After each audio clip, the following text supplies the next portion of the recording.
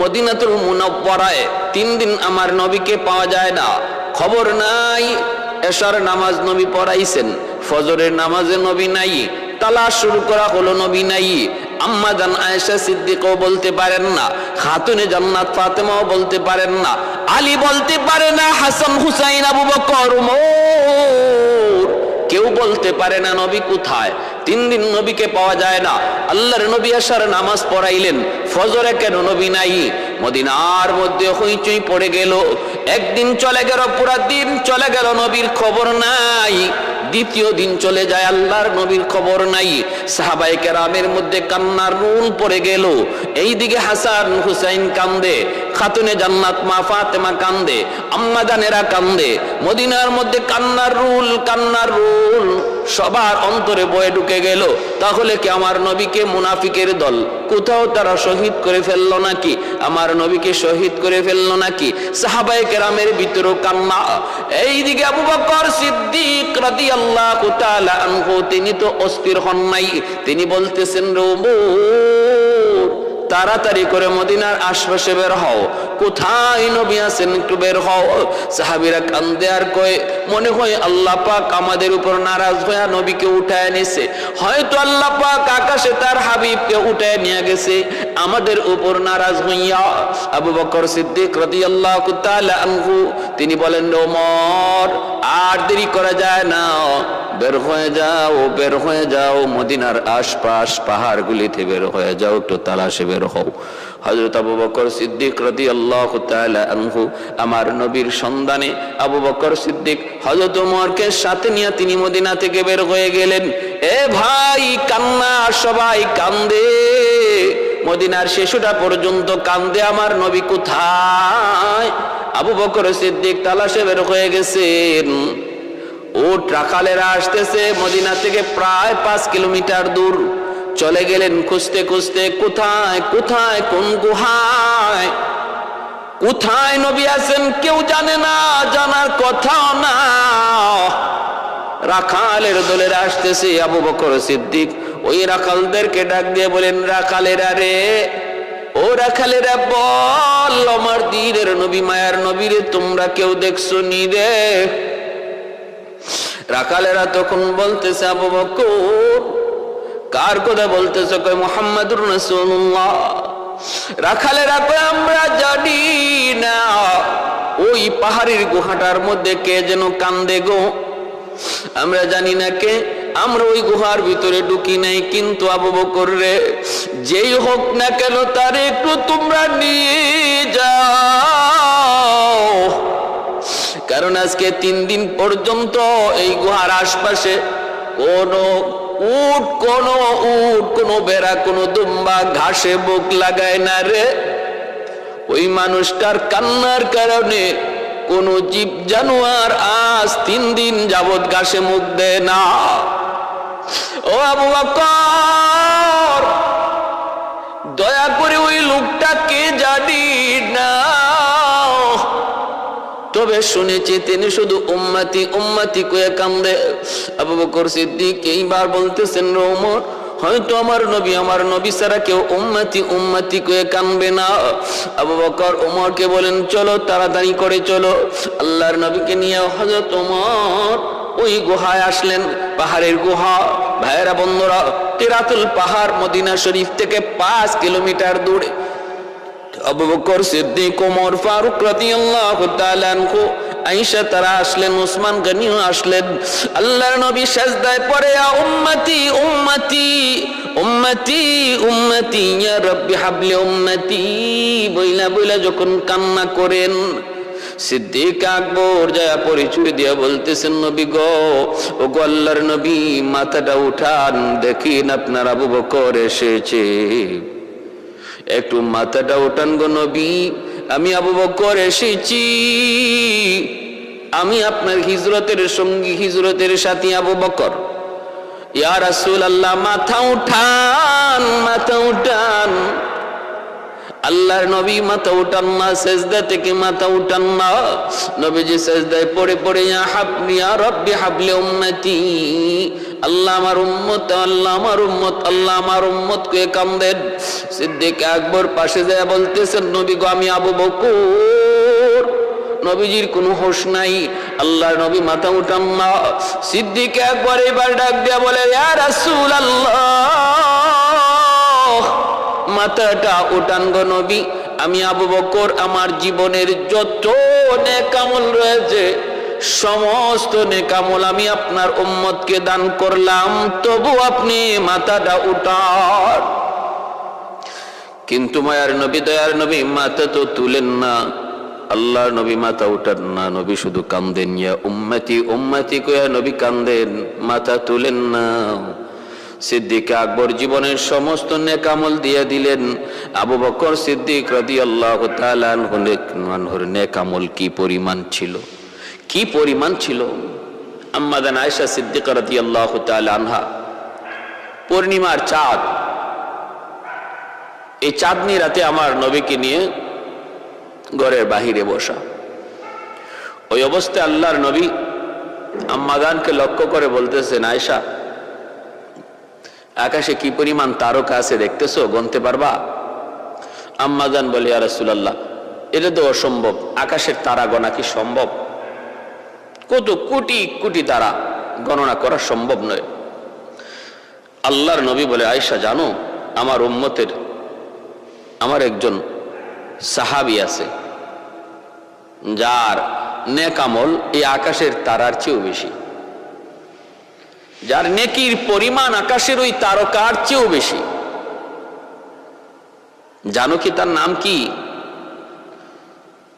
আম্মাজান বলেন, ইয়া রাসূলুল্লাহ আমি কেমনে জানবো, আপনি বলুন, আপনি তো ভালো জানেন। আল্লাহর নবী রহমতের নবী নাম বলবেন।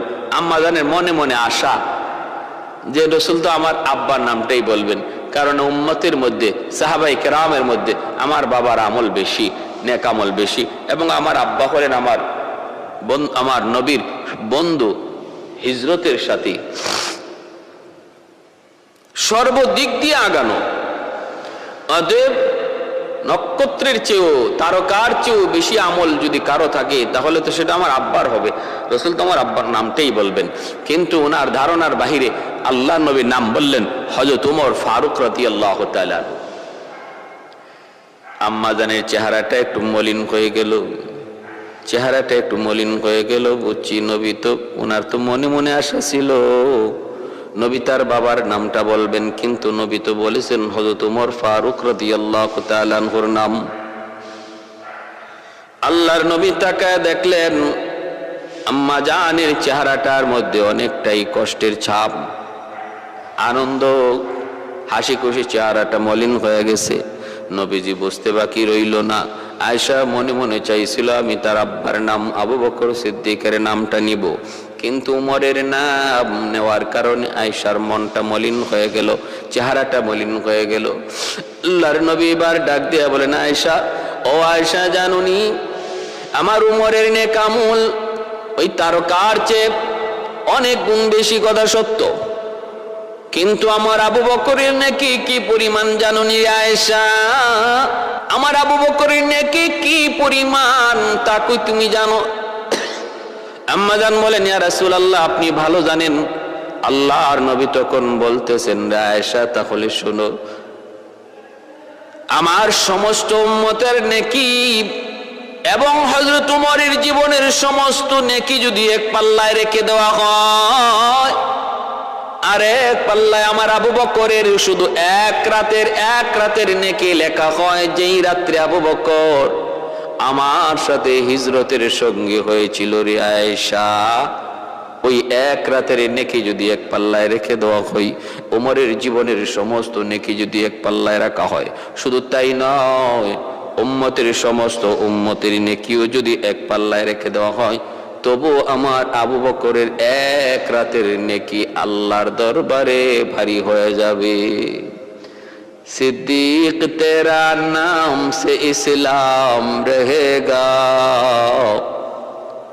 सिद्दीक तेरा नाम से इस्लाम रहेगा,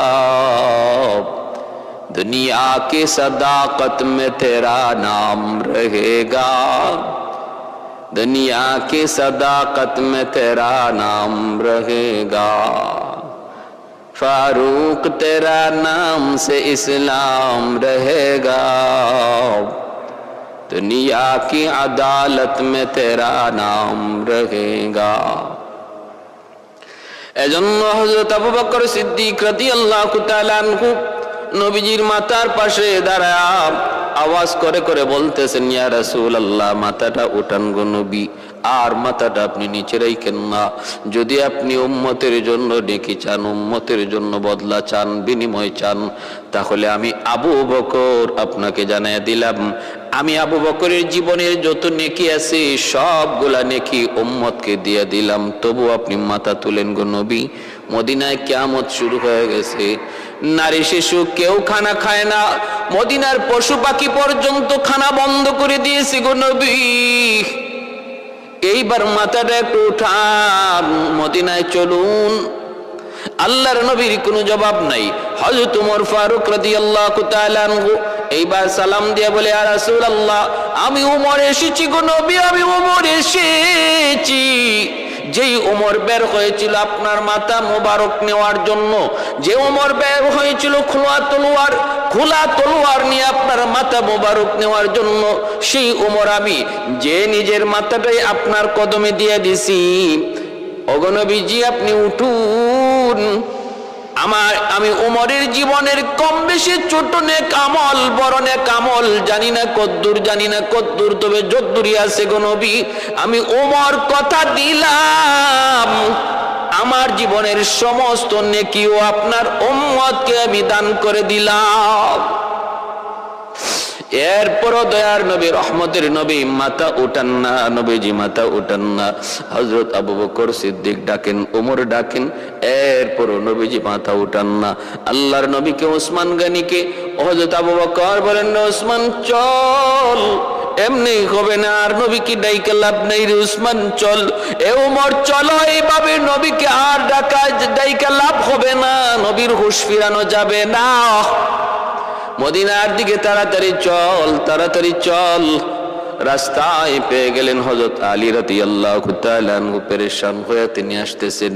আবু বকর সিদ্দিক ডাক দিয়ে বলেন, রে আলী, সামনে যায় কোনো লাভ নাই, ও আলী, সামনে যায় কোনো লাভ নাই, নবীকে আনা সম্ভব নয়, তাড়াতাড়ি করে মদিনায় চলো। বলে কি হবে?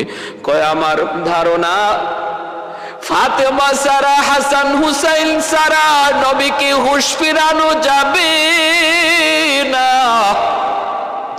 এ আলী, তাড়াতাড়ি করে চল।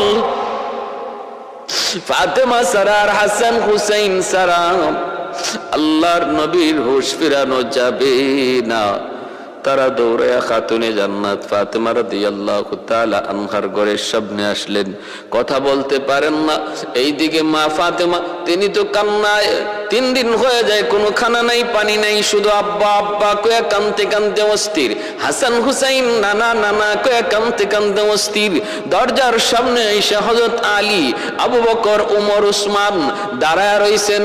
আলী ডাক দিলেন, ফাতেমা। খাতুনে জান্নাত দরজা খুলে দিলেন। তাকায় দেখেন আবু বকর, ওমর, উসমান, স্বামী আলী, 4 জন কাঁদতেছেন, চোখ দিয়ে সবার পানি পড়ে।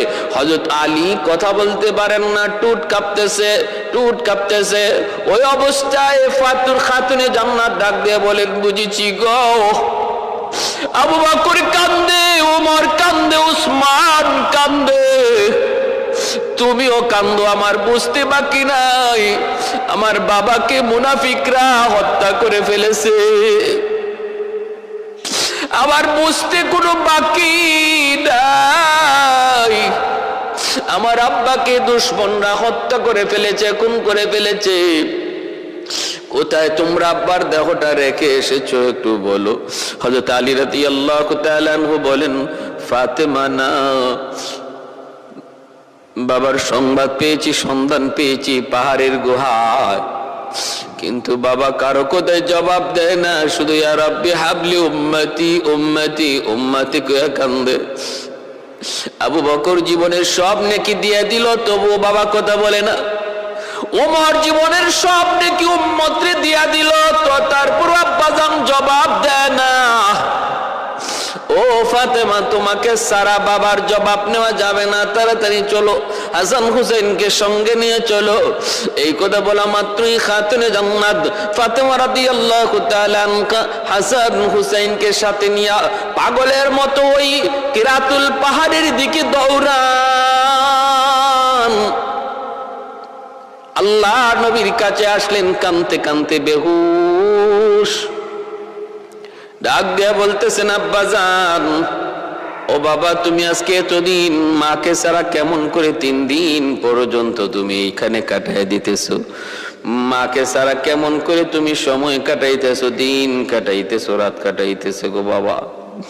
বাবা তোমার, ও বাবা, আমার আম্মা খাদিজাতুল কুবরা রাদিয়াল্লাহু তাআলা আনহা ইন্তেকালের সময় তোমার হাত আমার হাতে রেখে দিয়ে বলেছিলেন, মারে আমি চলে যাইতেছি, তোমার বাবাকে তোমার হাতে সমঝায় গেলাম, মা বাবাকে একটু দেখে রাখো, চতুর্দিকে দুশ্মন।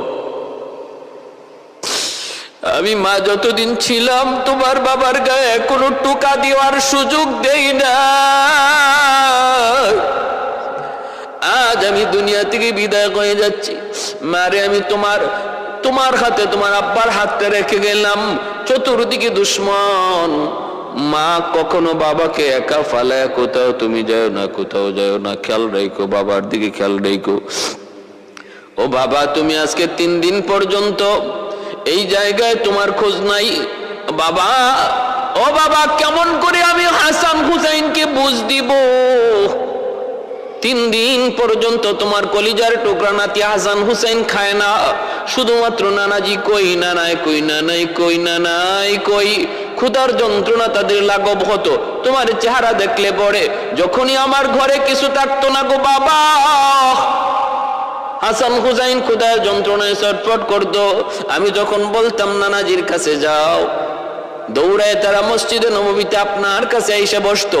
ওগো আব্বাজান, আপনার চেহারা দেখলে পরে হাসান হুসাইনের ক্ষুধার যন্ত্রণা চলে যেত, ক্ষুধার কথা ভুলে যাইত। আজ 3 দিন হয়ে যায়, বাবা তুমি এখানে, কেমন করে আমি ফাতেমার মদিনায় থাকবো, কেমন করে আমি খানা খাইবো, কেমন করে আমি স্বাভাবিক জীবন কাটাবো? বাবা একটু চলো, ও বাবা তুমি একটু চলো, আমার সাথে চলো। যখনই তিনি এইভাবে ডাকতেছেন তবুও নবী কথা বলেন না, জবাব দেয় না।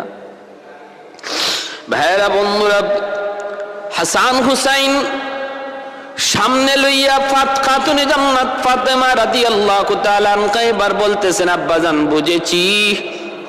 বুঝেছি গো বাবা, আমি খাতুনে জান্নাত ফাতেমা জীবনের সব নেক আমল উম্মতকে দিয়ে দিলাম, বিনিময়ে তুমি মাথা উঠাও, মদিনায় চলো। এরপর জবাব নাই।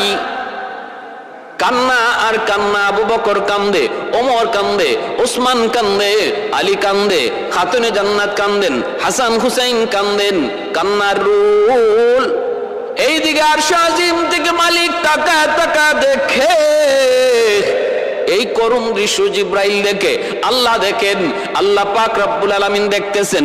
ওই অবস্থায় খাতুনে জান্নাত বলতেছে, বাবা গো বুঝেছি। আল্লাহর কাছে তিনি আবদার করলেন, মালিক আর তুমি কত আমার আব্বারে কান্দাইবা, আর তুমি কত আমার বাবারে কান্দাইবা? আল্লাহ তুমি বুঝেছি, তুমি কেমন করে খুশি হইবা আমার হাসান হুসাইনকে তোমার দিনের জন্য কোরবানি দিলাম। ও মালিক, তোমার দিনের জন্য আমার হাসান হুসাইনকে কোরবানি দিলাম, তবু আমার বাবাকে তুমি ফিরায় দাও। আল্লাহ আমার আব্বার কান্না তুমি থামাও, আল্লাহ আমার আব্বাকে তুমি খুশি করো। যেই মাত্র আল্লাহর নবীর আল্লাহর কাছে খাতুনে জান্নাত এইভাবে দোয়া করলেন, আল্লাহ পাক রব্বুল আলামিন জিব্রাইল আমিনকে বলে, জিব্রাইল তাড়াতাড়ি করে যাও, আমার বন্ধুকে জানায় দাও। আর কত বন্ধু উম্মতের জন্য আর কত কাঁদবে একটু জানায় দাও। আমি আমার বন্ধুকে তার উম্মতের ব্যাপারে কখনো নিরাশ করব না, যতক্ষণ পর্যন্ত আমার বন্ধু খুশি না হবে। ওয়ালা সাউফা ইউতিকা রাব্বুকা ফাতারদাক, যতক্ষণ পর্যন্ত না আমার বন্ধু খুশি হবে তার উম্মতের ব্যাপারে সে যা চাইবে আমি তাই দেব। कौनैन मुख्तार खुदा तुमको बनाया, कौनैन मुख्तार खुदा तुमको बनाया, उम्मत का निगाहबान खुदा तुमको बनाया, उम्मत का निगाहबान खुदा तुमको बनाया। मौला मेरा आका मेरा रहमत की नबी है, ताजदार मदीना है तुम्हारे अरबी है, ताजदार मदीना है तुम्हारे अरबी है। भाई একটু মনোযোগ দিয়ে খেয়াল করে শুনো রে যুবক, মৌতের হাত থেকে বাঁচার শক্তি কারো নাই, কেউ বাঁচতে পারে নাই, বাঁচতে পারবেও না। পৃথিবীর যত শক্তিধর মহামানব থাকুক না কেন, মৌতের হাত থেকে বাঁচার ক্ষমতা কারো আছে? অসম্ভব।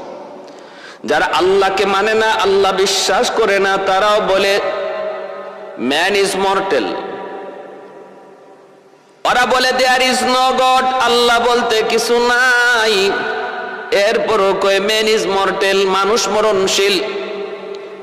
আমার আপনার নবী রহমতের নবী, মায়ার নবী, দয়ার নবী, ইন্তেকালের আগ মুহূর্তে মালাকুল মউত আজরাইল আলাইহিস সালাম দরজার সামনে এসে তিনি নক করলেন, সালাম দিতেছেন, আসসালামু আলাইকা ইয়া আহলাল বাইত ইফতাহিল বাব, ইয়া আহলাল বাইত ইফতাহিল বাব।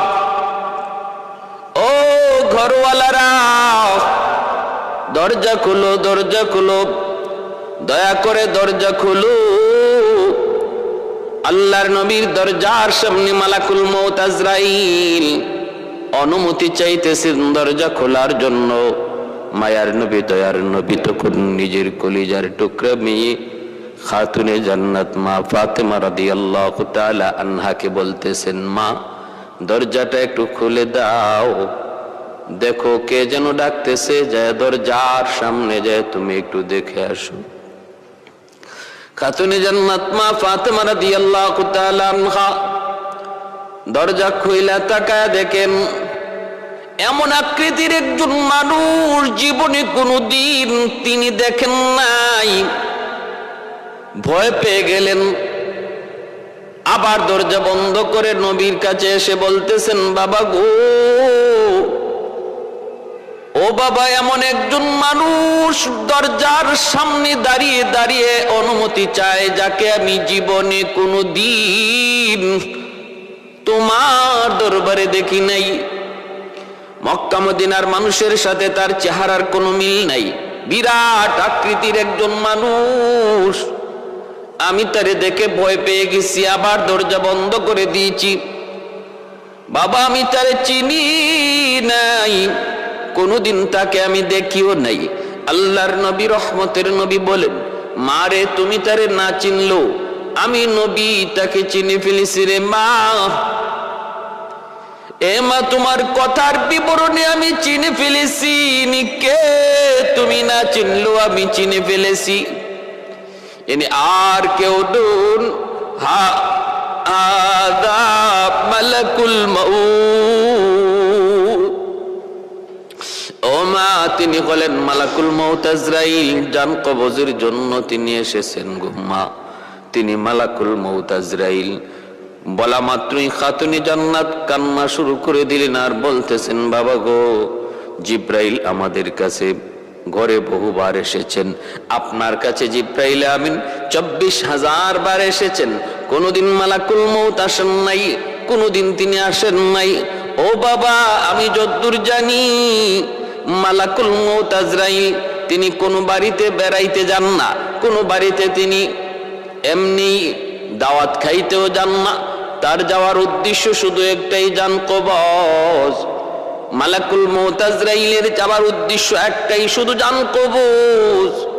ও বাবা আমার বুঝ হয়ে গেছে, আমার বুঝ হয়ে গেছে আজরাইল কেন এসেছেন। বাবা আমি দরজা খুলবো না, দরজা খুলবো না। বুঝেছি আজরাইল এসেছে তোমার জান কবজ করার জন্য গো বাবা, আমি দরজা খুলে দিব না। কারণ যদি আজরাইল তোমাকে নিয়ে যায় আমি আব্বা বলে কাকে ডাকবো, আবার হাসান হুসাইন কাকে নানা বলে ডাকবে, আমি কাকে আব্বা বলে ডাকবো না গো বাবা। আমি দরজা খুলে দেব না, আজরাইলকে আমি সুযোগ দেব না, তোমার জান কবজের সুযোগ আমি দেব না।